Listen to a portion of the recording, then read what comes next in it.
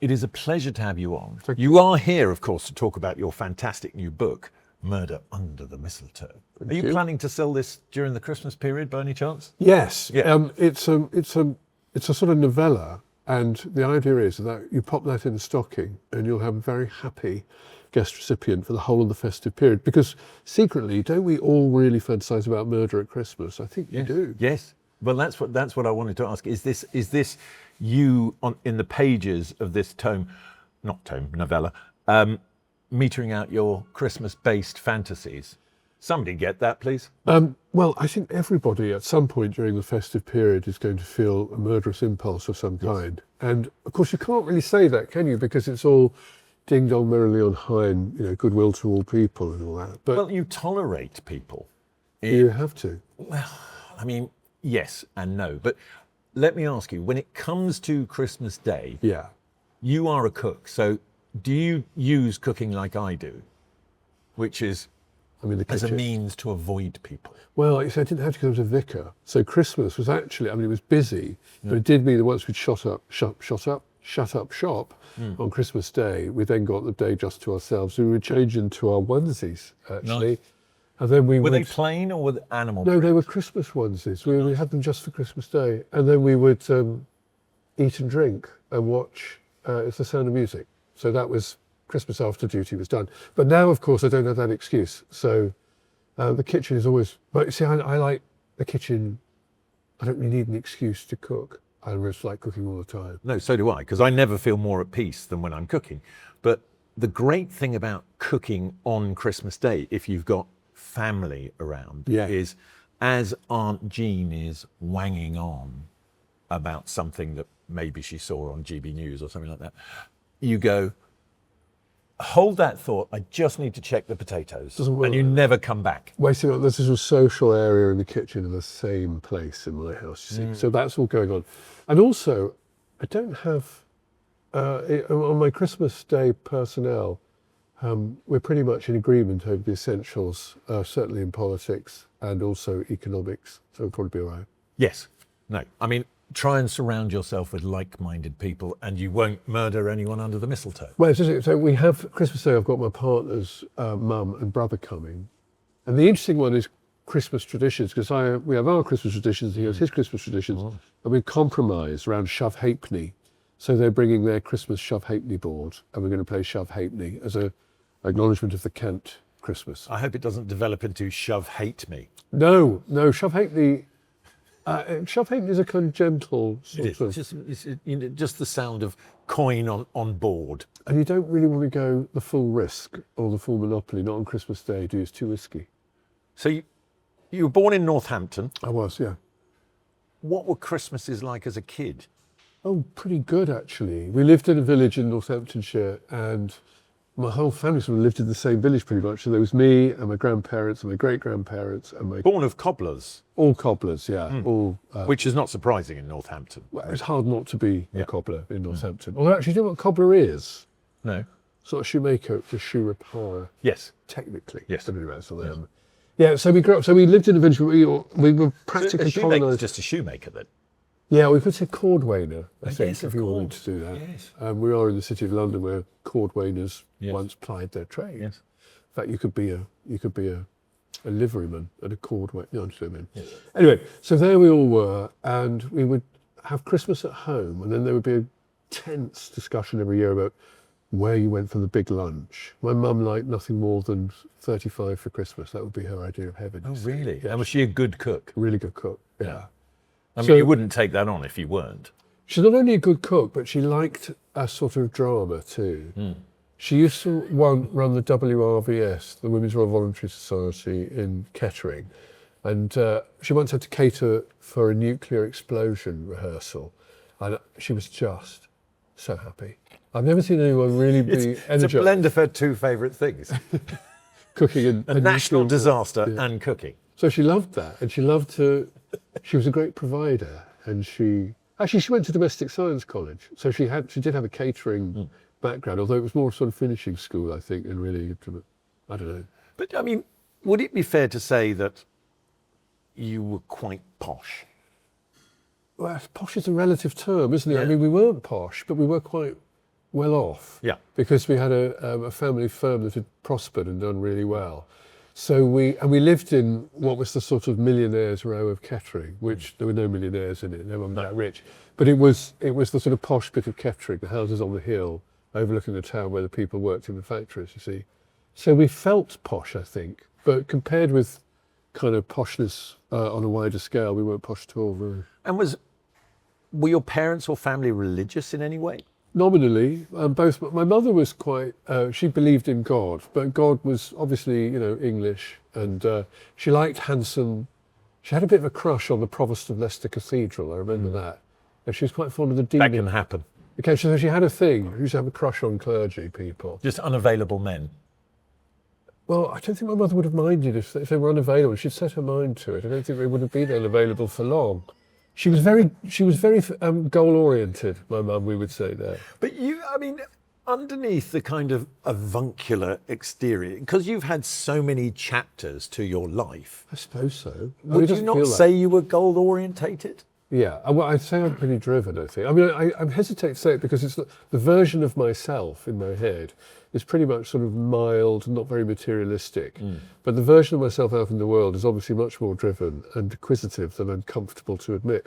But I'm the son of a Midland shoe manufacturer, Mark, and you are your parents. You discover as you get older. Yeah. Well, I think it's that thing of we're sort of slightly scared, particularly as men now, to admit we are competitive and we want to kind of win. I'll pass caring about that now. No, I mean, we got to this stage, I'm like, I don't care. And there is that, I quote him many times, but there's the almost joy in the words of Socrates, is like, I'm a wise man because I know nothing. Yeah. Yeah. And confession of ignorance is usually a good place to start your adventures in life. I mean, you have in your life followed a very, at points, vigorous spiritual path. Yeah, I suppose so. Well, I mean, I did it. You were the Reverend Richard Coles. Well, no, I still am. Yeah. I gave it my best shot, yeah. So hold on, you've left the priesthood? No, I've retired as vicar of Findon, but I'm still a priest, and I still serve as a priest. So you are still the Reverend Richard Coles? Yes. No, so you stepped down from that because of essentially church policy didn't suit. No, it's more mixed than that. I mean, church policy was, the stuff I did, it's like most jobs you've been in for a long time. I was at the BBC for 30 years. 95% of it was great, 5% of it was a pain in the arse, but the 5% sometimes becomes more conscious of it than the 95%, should we? Antonio, tell us, what have we got here for the Reverend Richard Coles? Oh, La Reine. my favourite. Oh, Now, look, this, come here. You know they serve this at Pizza Express. Yeah. Oh dear. Best go back in the kitchen. Thank you. Grazie mille. Yeah. So yes, you're showing that your pizza lineage is mainly Pizza Express, isn't it? I think it probably is. Yeah. I always thought La Reine was a kind of classic. I don't know when I was in Naples. It is a classic, but it's like a classic of not of Italy. I mean, it's a bit of a mishmash, to be honest. And if you were in Naples, they'd be like, why have you done that? Well, yeah. I mean, I've eaten pizza in Naples and it was a revelation, but it wasn't anything like the pizza I'm used to. Well, have you ever had Homeslice pizza, Richard? Had what? Homeslice pizza. No, I haven't had a Homeslice pizza. Well, here we go. We're gonna try it now. That's done with great confidence and assurance. Well, you see, the thing is, slicing a pizza is all about confidence. All too often I see people in restaurants soaring at it like lunatics. It's just one confident stroke and in a very you real are sense, through to where you need to be. Yes. It is, isn't it? It is a good look at that. way of looking at it. Good. Right, now, if you just give it a gentle tug, it should come away nicely, as they say. Oh. Don't make it look like I've sliced it badly, for goodness sake. Oh my goodness. Can I eat this? Yes, you can. That's the whole point. It is for you. I like to, if I may. I'm not going to eat the whole thing. I'd love to, but I'm on Mounjaro. Are you? And I find that while the spirit is willing, the flesh is weak. So hold on, you are, as they are known, can you say fat jabs? I say fat jabs. Yeah, I'm on the fat jabs. Now, why would you've never struck me as a have you had moments of portly? Yeah. So I've got older and lazier and greedier. Yeah. I've got fatter and fatter. And also, because I'm busy, hotel breakfast, midnight kebabs, and I'm in my 60s, Mark, you can't do that. How old are you now? 63. 63. I mean, you look well on it. Is it because you've got him upstairs on your side? I think it's because I've moisturised since I was 13. Ah. And also... Would that be because you came out about that time and it was okay? No, I didn't like my face feeling dry. So I found my way to moisturiser before I came out, 3 years before I came out, but I was on the way. Okay. So, 16, you came out, and that didn't go down particularly well at home, did it? Well, it wasn't what they were wanting to hear. Yeah. But they did their very best with it, and it ended up fine in the end. Yeah. But I think most parents do eventually, don't they? Well, you hope so, yeah. And nowadays, they sort of shrug and go, oh. I don't think people really bother about that. So No. maybe they do. I think perhaps parents have a thought of grandchildren, perhaps think if you're gay that your chances of having grandchildren are diminished. But I don't think that's even true. Do you think that is in part down to gay men of your generation not hiding in the shadows anymore? Yeah. And fighting for rights so that the next generation of gay men don't have the same issues and abuse that you suffered? I mean, the moment was the moment. And the generation before me had come along and thought, well, we're not going to accept the world's judgment on us. So they kind of made some space, and some imaginative space that you could live in, and some literal space you could live in. So I ran away to London when I was 18 and found my way to that space with a new generation of gay runaways. But we'd been through punk, you see. I think punk was the difference between us and the first generation. So And were you a proper punk? I was a public school punk, Right. so no. Okay. I used to pogo a little bit, but I looked like I was doing a Paso Doble, Strictly Come Dancing. I used to wear a badge. But we don't mention your score on that, do we? Well, it was so low, I'm not sure I don't know if there is a figure that can Well, it's capture. not the low. You got somebody else came along and took your I didn't know that. your Someone did worse than limelight. me. Who was it? I've got it in my notes somewhere. We'll get to it. But who was it, Johnny? Who came along? Johnny, look, Johnny's thinking over there. That looks painful. Was it David James? It was footballer David James. Really? You scored 17, and David James came along and scored 10, which was the worst score ever. You see, I like David James. I like David You James think as well. he'd be good, didn't you? But you would think he'd be good. But there is a certain pride, I think, in things like that, at being the worst at something. Well, yeah, what you don't want to be is sort of mid to low table, do you? No. But I was very bad. I've just been dancing in South Africa with these kids in Soweto. Well, you're doing a new show with Oti. Yeah. Well, tell us about that. Well, so Oti, who grew up in South Africa, invited me to share her homeland. Well, I've had a long connection to South Africa over the years in one form or another, but I'd never actually been. So it was just a great thing to go. So we just had a lovely time wandering around South Africa. We're going back after Christmas to wander around some more. But I had to dance Pantsula, which is this very energetic dance they dance in Soweto. Right. And I looked like I'd been... Does it involve being in your pants? My pants fell down during Okay. the dance, but they within my trousers. So I'm I of an can age lend you now. a good belt for when you go back next time. Do you know what I mean? I'm of an age now where my pants won't go south. But But do you think that's because you're on the Mounjaro and your pants used to be snug and now they're not? Yeah, and of course you notice with things like your watch strap or your belt that Yes. there are... Or I found, because I did used to be enormous. Were you fat? Yes. Oh, how do you get rid of it? Weird thing. I diet and exercise. Yeah. Eat less, do more. That's very low. And there's part of me slightly annoyed because Yeah. fat chads weren't around when I lost weight. But annoying. Well, Could have been so much easier. But what I would say... Sorry, this is a very good... no, you carry on. I don't know if I came off the fat jabs, if the weight would go back on. I might need to I'm plateaued now, and I might need to... Well, there is all that science around it Yeah. that if you go, because I've looked at it as someone, because I'm not going to lie, there is an overnourished man dying to get out. If you put me completely. next to perhaps this, Richard, which is your guilty pleasure, I'd open that and I would finish it because I couldn't leave it half. The idea that I would have 2 or 3 and then fold the top over. So good. For people listening just on a podcast, these are giant Wotsits. Giant Wotsits. Yes. Really cheesy. They're baked as well, so they're actually good for you. I was disappointed by that. Do you want something a bit fattier? Yeah. Look, I like an old style Wotsit where there was a mixture of orange and fat ground into your fingertips after a bag of them. You know? Well, you could imagine a tanker full of some terribly reactive chemical squirting all over the That's your go-to. I have to be careful because if I see a bag of Wotsits, it's not going to last very, very long. So I try not to buy. The other one is Tangfastics.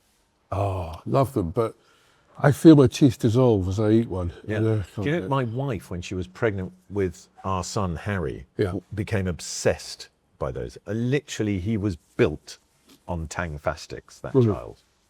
There was no nourishment whatsoever.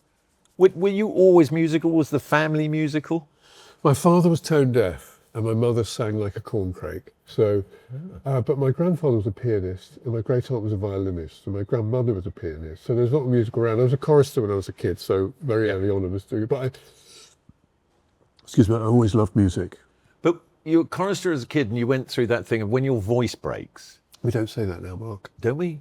Voice change. Oh, really? Yeah, because it's voice break actually describes the traumatic experience of your voice breaking. And so they try to manage it now by talking about a voice change. Right.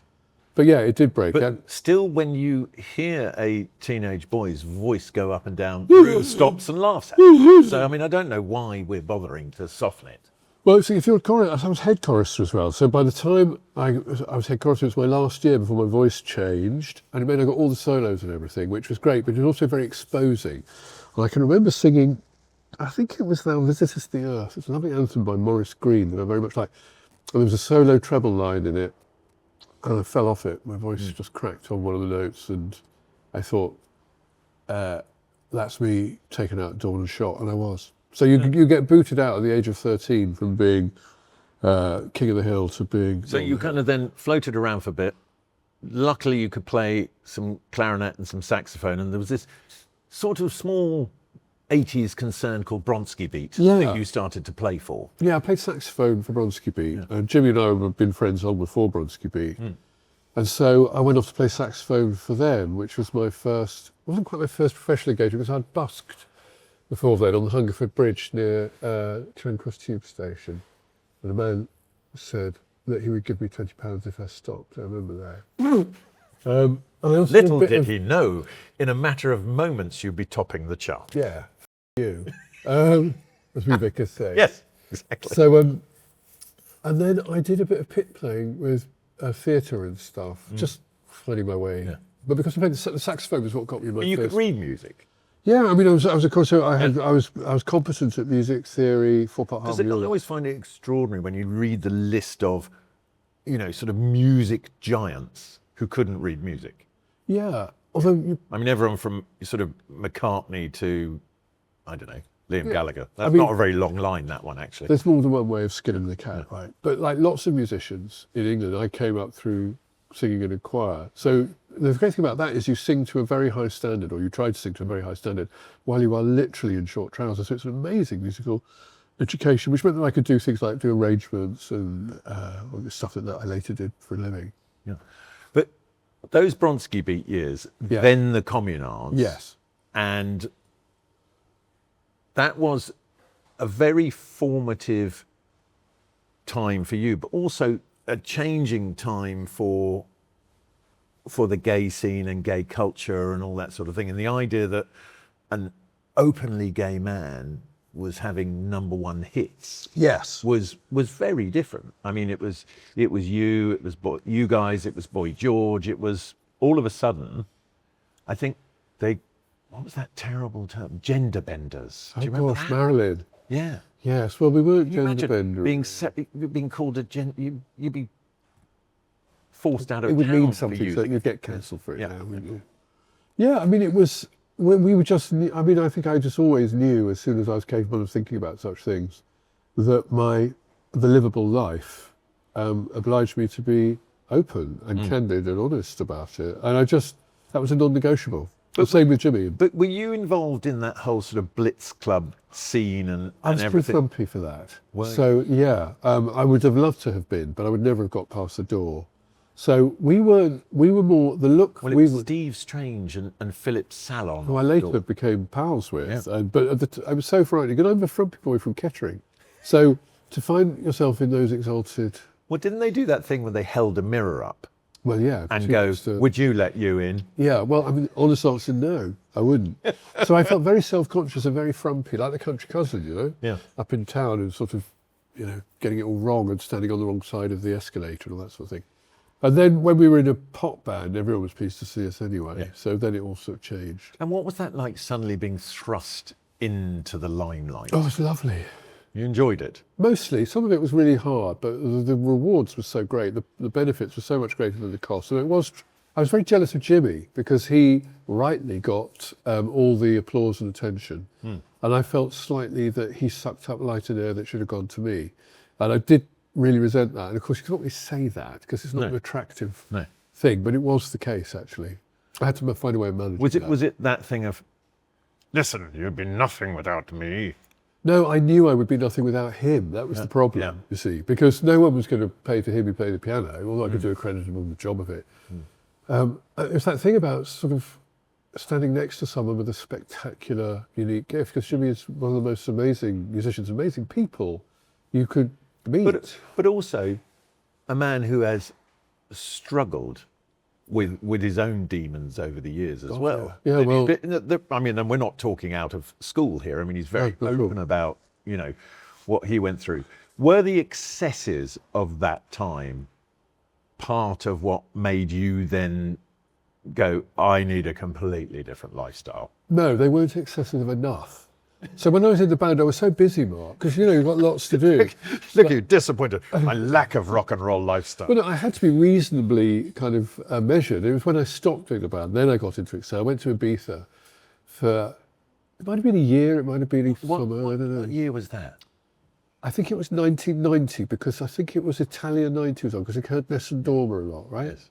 And I just got into football, and I'd also was doing a lot of ecstasy at that time.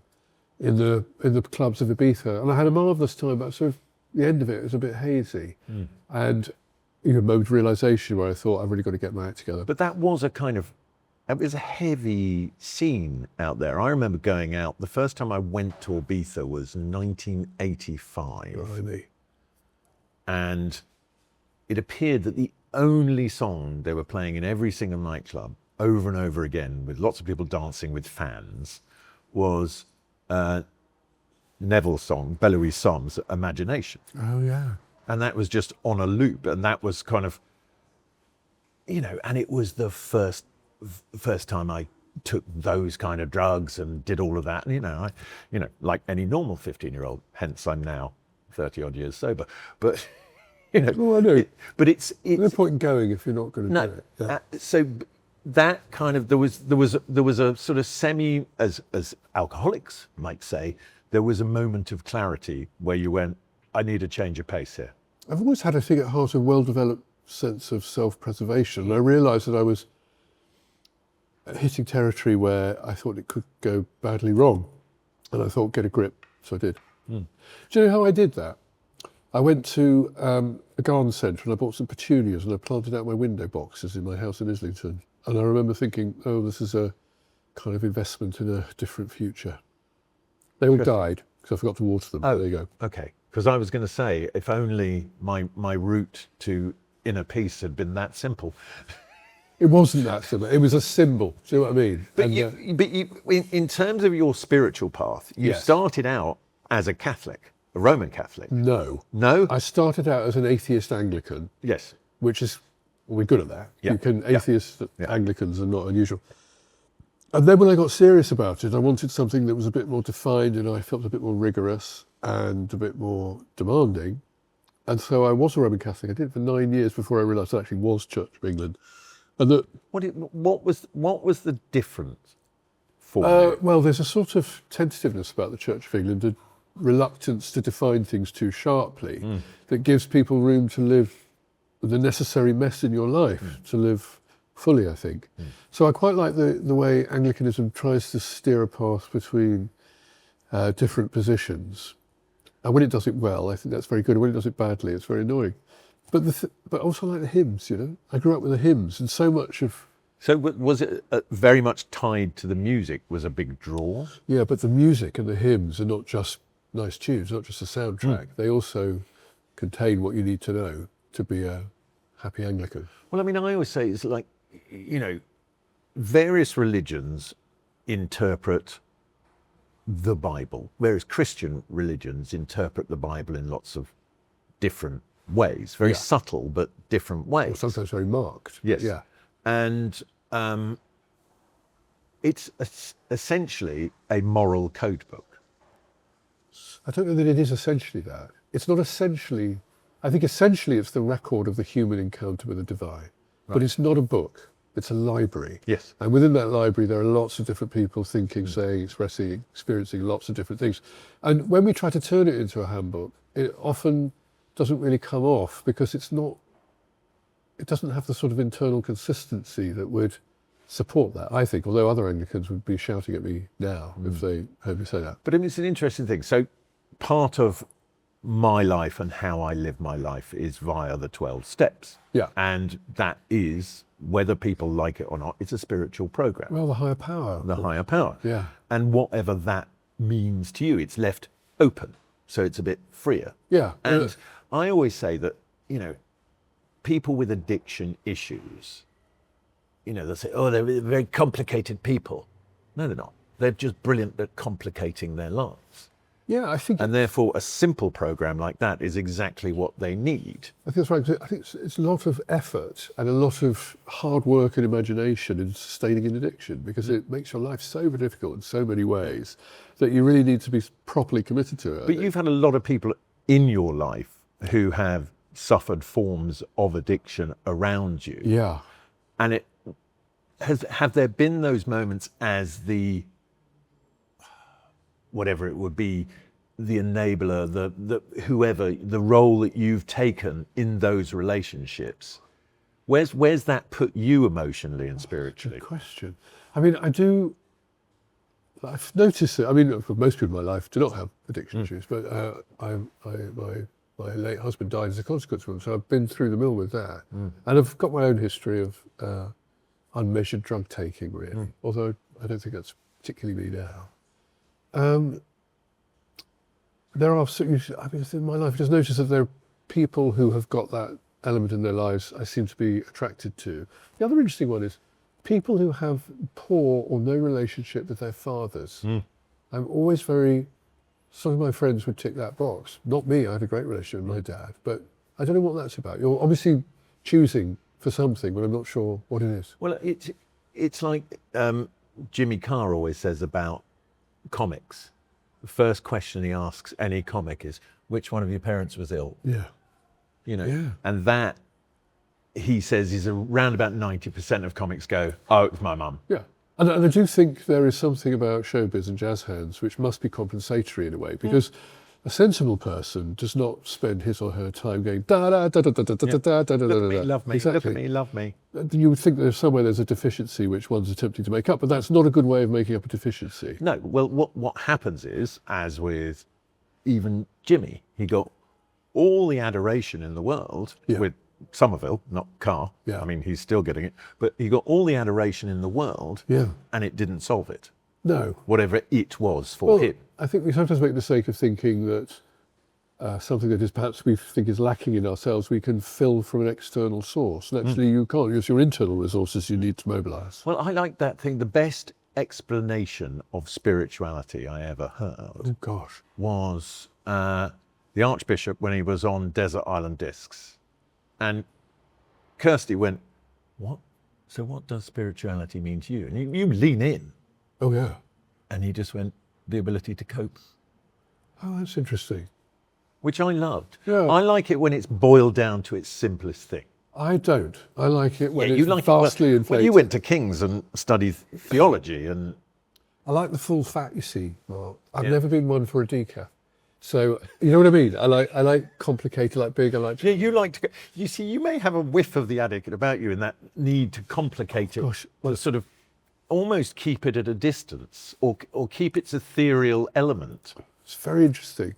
I think there is. I mean, I think I do have addictive traits. Yeah, I don't really.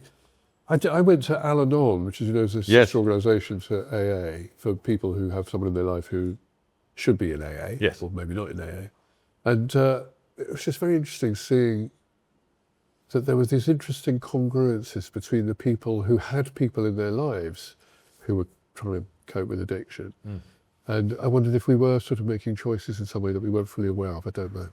I don't know what I'm talking about. No, but the other thing you didn't want to talk about, and I'm just going to say one line to you now, is there was a time when the sun didn't exist. All right. What am I talking about there? It's the newspaper, around the celestial body. The celestial body. Oh, God, I don't know. Around 1325, Oh, was that the Christians were beefing over who Jesus really was. 325? Yeah. Oh, you're the Arian controversies, the Council of Nicaea. I mean, you put it down as the one thing you didn't want to discuss, but I felt I had to bring it up. Oh, sorry. It's yeah, beg your pardon. Well, the trouble is, I have a view about this, and it is exhaustive and exhausting. I would never get anywhere if I started. But this is what I thought, you know, going off the back of literally what you just said then, I think it's that thing of some people with their spiritual path find peace in putting barriers to complete discovery. Yeah. Whereas That's interesting. I like to feel like I'm always in a process of learning, but you know, at some point things land and I can kind of put it to bed and go, that's fine. I don't need to worry about that anymore. For me, it's behold, I tell you a mystery. I tell you a mystery. Something incomplete, something you can't nail down, something that's inexhaustible. And you need to remember that. I sometimes think that we get a little overconfident in our profession of our faith and start imagining that we can kind of tell the Department of Agriculture, Fisheries and Food what its policy should be in the post-Brexit environment. You know what I mean? And actually, it's not God that. would do it this way. Well, exactly, and people do like to do that an awful lot, and people like me like to do that an awful lot. And the thing that stops me, I hope, from doing that is just there is something always provisional about what we say about it, because we're not God, you see, and that's really important. I think also, Richard, a sense of humour helps. Hugely, yeah. You know, I think because the nature of that subject and, you know, people coming to you essentially invariably in a position of crisis. Often, yeah. You know, what do you do with it's dumped in your lap by the parishioner? Yeah. Where do you go with it? Well, you refer it upstairs to your celestial line manager, if you see what I mean. It's in theory, but of course you don't always, and often you take it with you. And there are some things that I found very burdensome and have struggled with, I hate that expression, and have sometimes stumbled under the load a little bit. But it's my job and my calling, and so do what you can with it. But we are not called to do anything for which we will not be provided the resources to do. But I mean, sometimes though, because, you know, I've heard you speak publicly and I've seen you being interviewed, and you do, you know, you have a very sharp wit and one might say a slightly dark side to your personality, as is displayed in your Murder Under the Mistletoe book. But all vicars do. Yeah, but it's that thing of, I always think when I see a vicar and I think, is there a moment where a parishioner comes to them and goes, and you're going, you're trying not to laugh in their face? Yeah, I mean, well, you don't, but there are moments. The comedy, I think it's often what you're dealing with are people who, when they want to be solemn, and when we want to be solemn is when we're most perilously close to unintended comedy, right? Yeah. So, I mean, funerals, if I put... I mean, I have corpsed many times in church. Yes. You know, because I was dragged as a Catholic every Sunday until I was about 15 and went, I am not going anymore. I remember talking to your father about religion once, actually. Yeah, he was very interesting about it. Well, he didn't believe. Yeah, but he kind of got it without believing in it. Well, I think because he was, as he said, he was educated by the Christian brothers, so he had the theological side of it beaten into him. Yeah. So he understood it completely. And I think to have been raised as an Irish Catholic at the time your father was quite a challenging thing. Now, look, we've got to that time in proceedings Right. where I'm going to remove this. This you can take home with you later. Thank you so And I will much. give you instructions on how to heat it up properly. Because what we like to do is, when we have an author, and particularly an author of your caliber on, Thank you. Goodness. what we like to do is test whether you actually wrote the book or not. Okay? And we Okay. do that through the medium of food. Okay. Okay? This is rather. So we go through the book with a fine-tooth comb and we find all the food in the book. And I place the food in front of you and you have to tell me where it is from in the book. Now, what is that? That is lightly dusted Is it a macaroon? with, well, Oh, is that those? gingerbread. It's page 1, a light dusting of snow like icing sugar on gingerbread. Yes, that's right. God, you see, I can't remember what I wrote. I'm writing the. How many books ago? I can't remember. It's like film stars when you interview them, and you can see that look of panic in their face when they can't remember what film they're Yeah, promoting. where am I here? Yeah. Yeah. So- Well, I mean, but there's going to be more. though. Misleading, I would say, because gingerbread I'd expect to be ginger. Yeah, you try finding gingerbread that in this country that isn't cased in thing. I didn't have time to make it, Richard, from It's all right. scratch. Don't worry about it. Yeah. Do you want me to eat one? Well, you don't have to. I know you don't like sugary things. I'm not great on sweet. I'm getting sweeter tooth as I get older. Are you? Yeah. What's That's that not about? good. Well, I mean, not hugely sugary. I've never been one to eat, wolf down cakes and stuff, but I do like at the end of the meal something sweet. Sometimes just a little square of chocolate. Is it? Now, you dark chocolate or milk? Dark. Yes. You see that if you are dark chocolate, you don't really have a sweet tooth. Whereas me, I will do a family bar of dairy milk at the end of the meal if given half a chance. Is that related to addictive personality Absolutely. stuff, do you think? Sugar Absolutely. here. Yeah. Absolutely. That is avoiding any form of spiritual connection and just going straight Full to the on. main line. Main line. Give me the sugar. Give me the sugar. Take these feelings away. I don't like them. Yeah. Yeah. But luckily I've got a bit more of a handle on it. I'm very fond of ginger, by the way.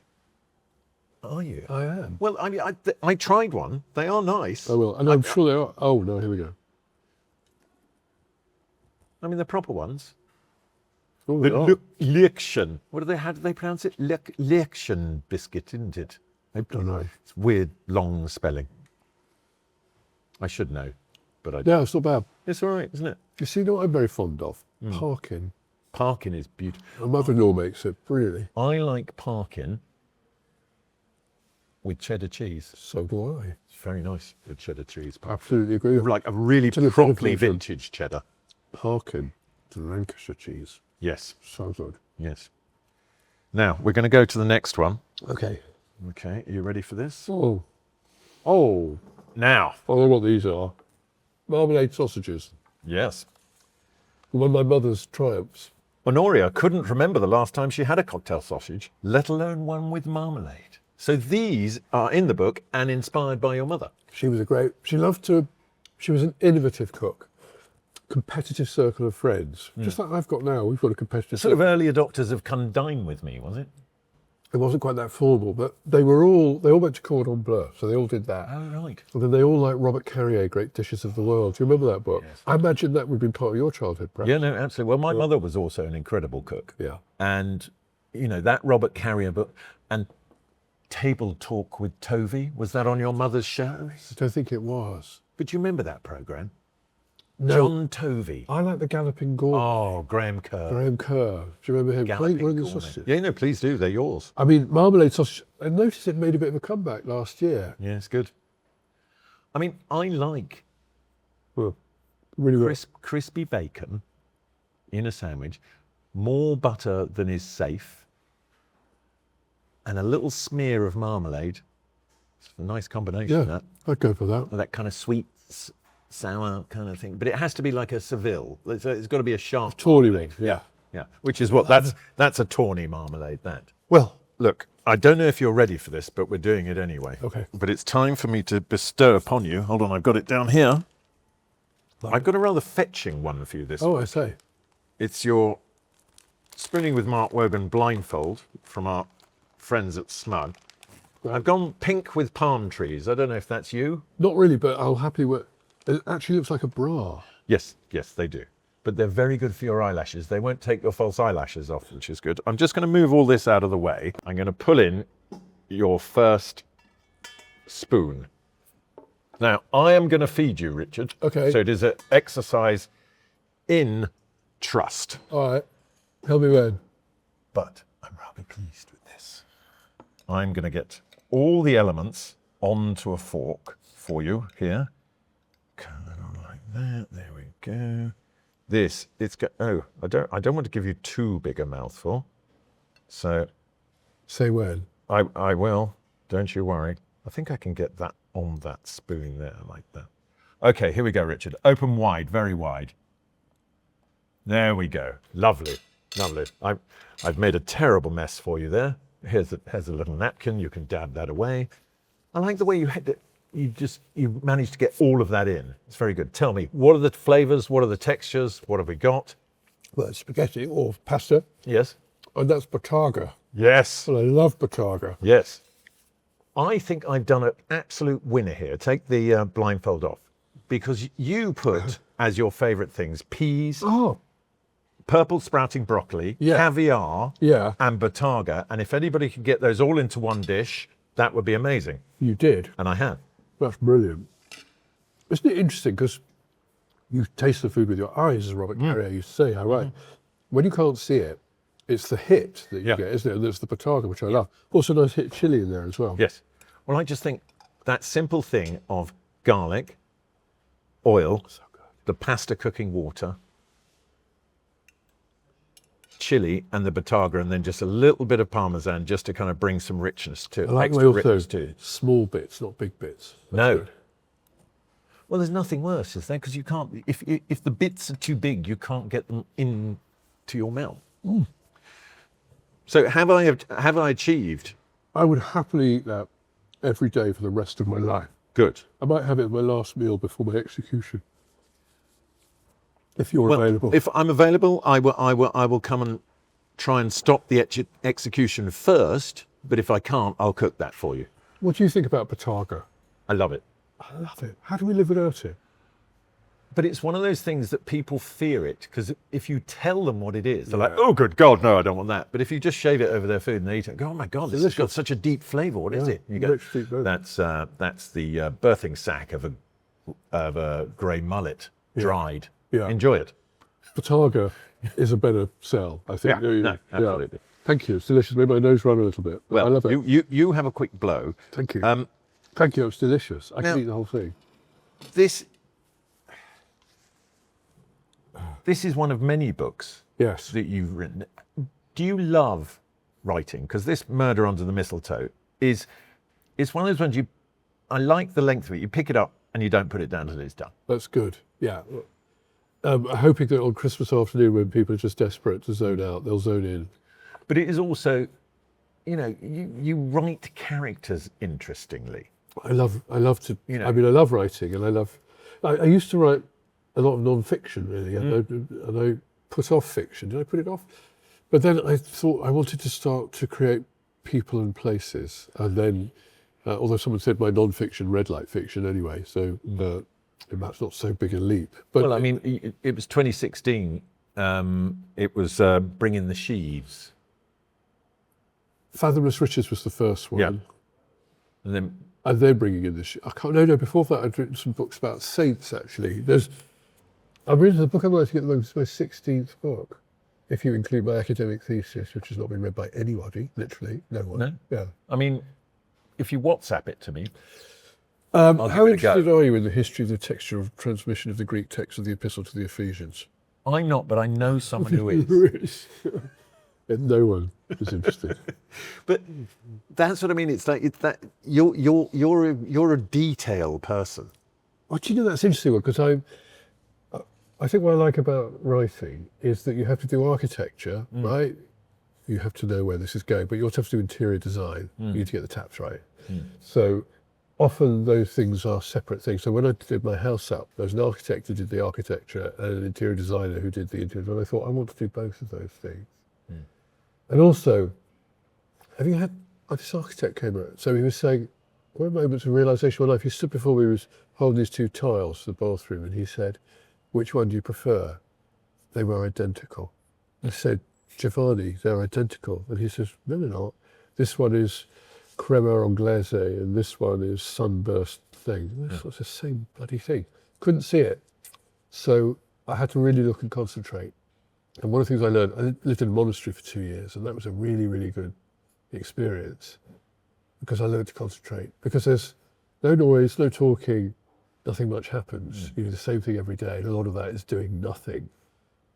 And then you realise there is never nothing happening. You just need to look and hear. And then I started thinking about little details. But the problem is, if you do sit and there is nothing, what you get is, as Michael Singer refers to, your roommate. Oh yes, that's true. Comes in and goes, what are you doing there? Why are you sitting like that? What's wrong with you? You know. You have to work your way through a load of actually, before you get through that to where it gets interesting. And it gets interesting at precisely the point where you stop being interested in yourself. For me, that is a very distant horizon indeed, Mark. I'm talking hundreds of miles. But if I have some perseverance to get there, once I get to the end of my interest in myself, my self-absorption, then you encounter something that's not yourself, and then it gets interesting. But you see, that's where there's just these many facets to you. So there's that part of you, which can think about it that deeply.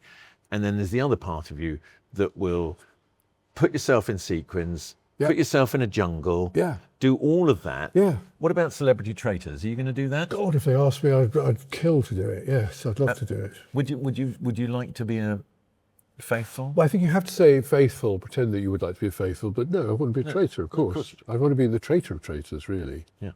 That's what I mean. This dark side, the Reverend Richard Coles' dark side. Oh yeah. You know. Yeah. I mean, I like.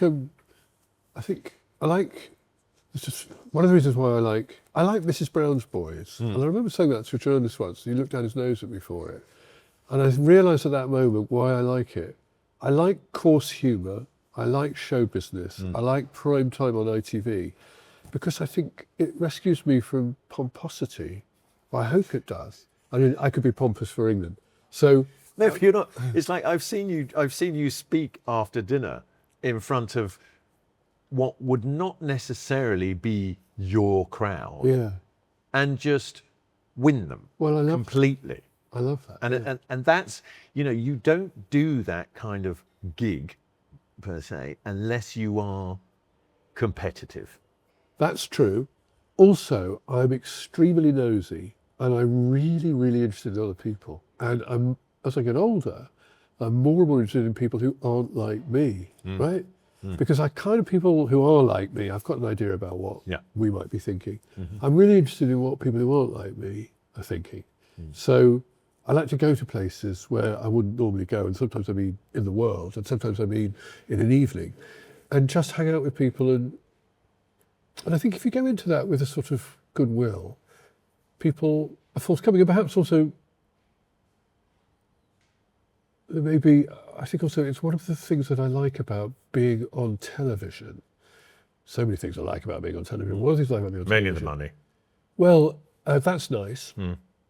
But it's people are usually kind of happy to talk to you.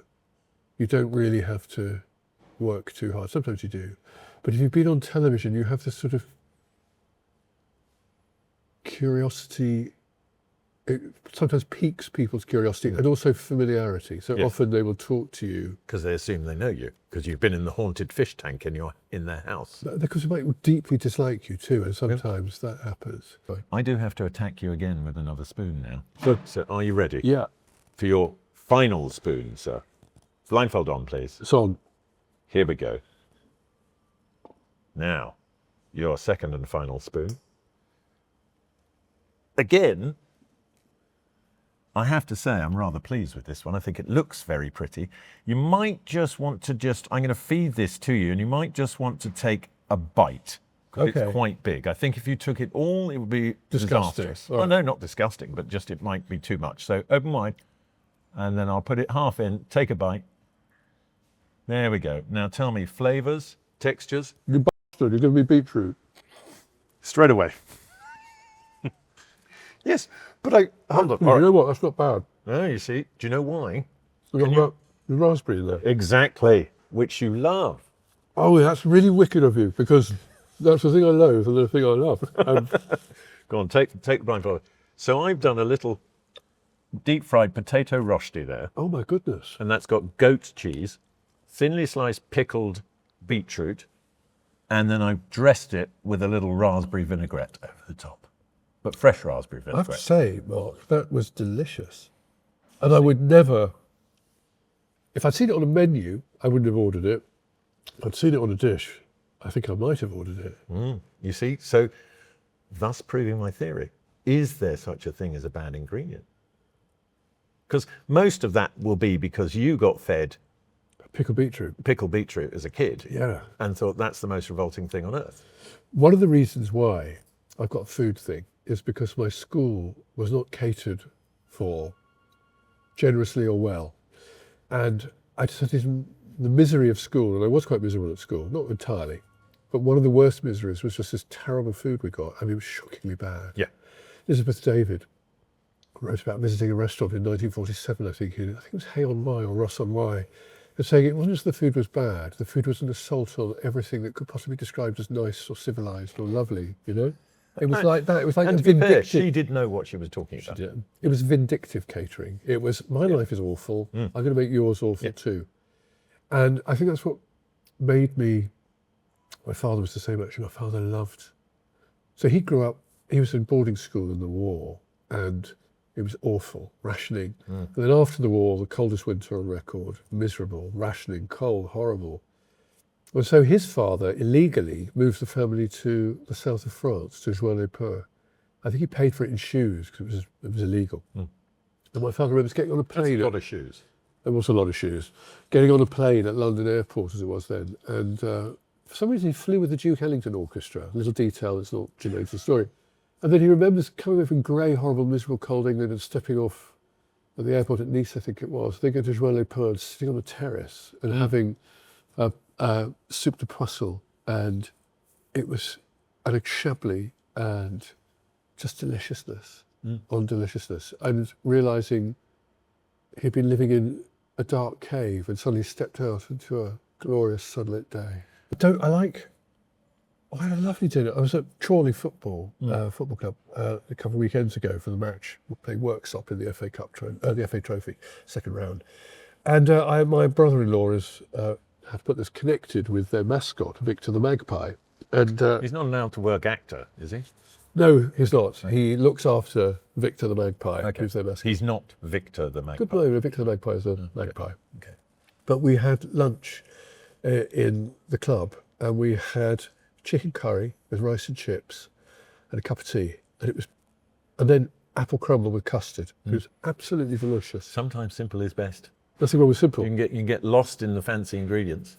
You know what? Last week I was talking about food, but I was in South Africa. We went to look at these hippos in the wetlands there. We had a lovely time. We went on a boat, and someone had brought along a milk tart, which is just, you know, there are rubbish puddings that are actually really good. Not rubbish puddings, but plain puddings. Yeah. Milk tart. Yeah. Condensed milk in pastry with a bit of cinnamon on top. Lovely. Delicious. I mean, my idea of heaven, that anything with condensed milk is great. I think I liked it. Oh, no. And I did. Yeah, no, you will. I tell you what else I like is your book, Thank you. Murder Under the Mistletoe, which is available to buy now Yes. and Reasonably priced. reasonably priced at $9.99. An It's ideal- recommended, under a tenner.